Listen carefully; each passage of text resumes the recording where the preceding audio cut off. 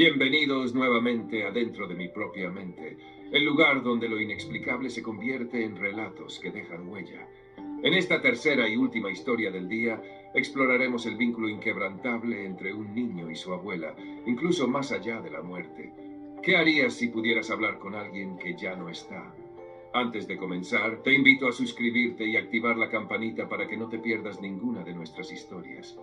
Prepárate para escuchar esta conmovedora y misteriosa historia titulada El broche de la abuela.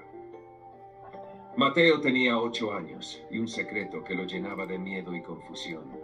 Desde que podía recordar, había podido ver a personas que los demás no podían. No eran como las personas normales. Sus rostros a veces se desvanecían y sus voces eran como susurros que parecían venir de todos lados. No le había contado esto a nadie, ni siquiera a su madre, porque temía que no le creyera o, peor aún, que pensara que estaba loco. Mateo vivía con su madre Isabel en un pequeño departamento. Su vida no era fácil. Además de cargar con su extraño don, sufría de bullying en la escuela. Los otros niños lo llamaban raro porque siempre parecía distraído, mirando a lugares vacíos como si alguien estuviera allí. Isabel hacía lo que podía para apoyarlo, pero estaba ocupada trabajando largas horas para mantenerlos. Había algo más que complicaba la relación entre Mateo e Isabel. Un broche que había pertenecido a la abuela de Mateo.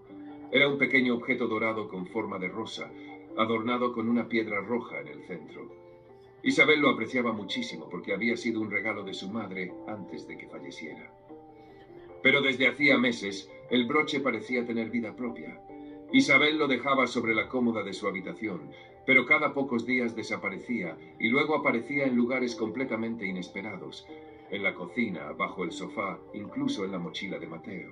Al principio, Isabel lo encontraba divertido, pensando que quizá lo había movido sin darse cuenta. Pero cuando esto comenzó a suceder con mayor frecuencia, empezó a sospechar que Mateo era el responsable.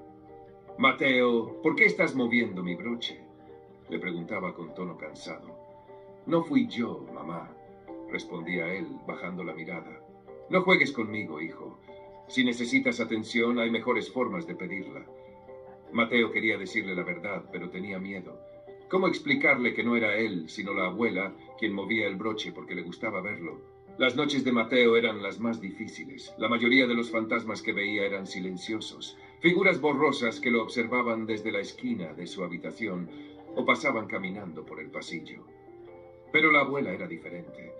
Ella se sentaba en el borde de su cama, sonriéndole con la misma dulzura que recordaba de cuando estaba viva. «Hola, mi niño», le decía acariciándole el cabello.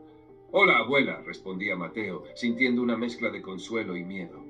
La abuela le contaba historias de cuando era joven y hablaba con él como si nunca hubiera muerto. Mateo no entendía por qué seguía allí, pero tampoco quería que se fuera. Era la única persona que lo hacía sentir menos solo. «¿Por qué mueves el broche de mamá?», le preguntó una noche. «Porque me gusta, mi amor. Es un recuerdo de mi vida y quiero que tu mamá lo recuerde también». Mateo asintió, aunque sabía que esto solo empeoraba las cosas con su madre. Una tarde, después de un día especialmente difícil en la escuela, Mateo llegó a casa y encontró a Isabel buscando el broche frenéticamente. «Mateo, ¿dónde lo pusiste esta vez?», le gritó desde su habitación. «No fui yo, mamá», repitió, pero su voz temblaba. Isabel lo miró con frustración. «No entiendo por qué haces esto. ¿Es un juego? ¿Es porque quieres que te preste más atención?». Mateo sintió que el peso del secreto era demasiado grande para seguir cargándolo.